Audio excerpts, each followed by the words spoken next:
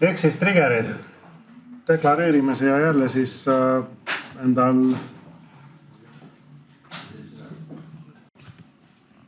mingisugused nupud.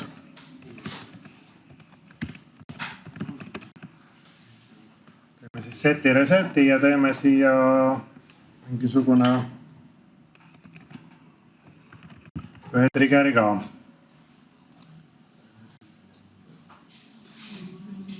Nii, setiga anname pulsi. Siia paneme B-triggeri. Selle võite paremalt menüüst ka võtta. Statiku B-triggeri seome ära. Ja paneme siia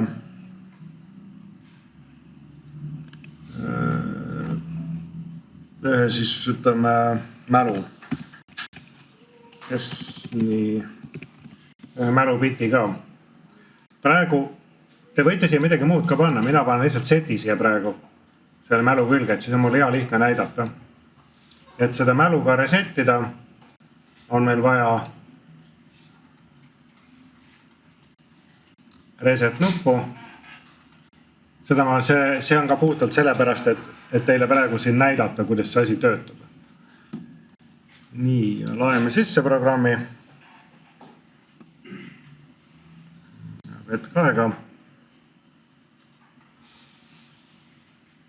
Nii, siis ma pean siduma ära prillid ette.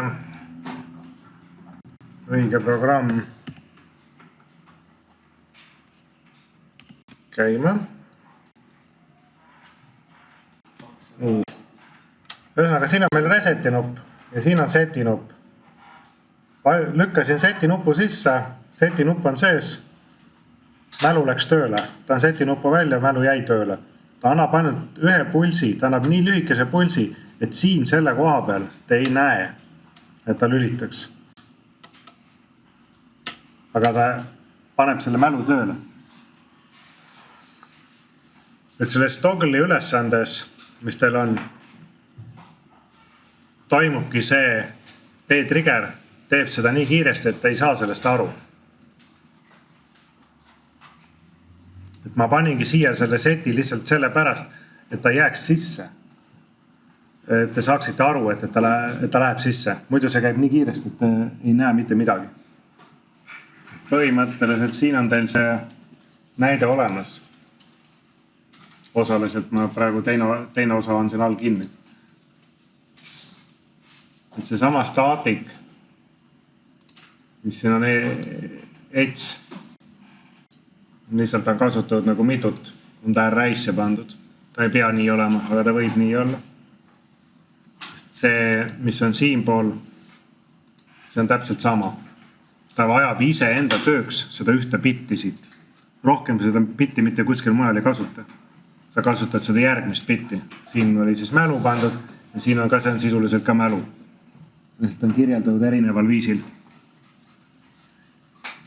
Ja selle sama esimese ülesande ajendil te saate teha teise ja kolmanda samamoodi. Sest põhimõtteliselt esimest ülesannet te kasutate teises ja kolmandas. Sama koodi alusel.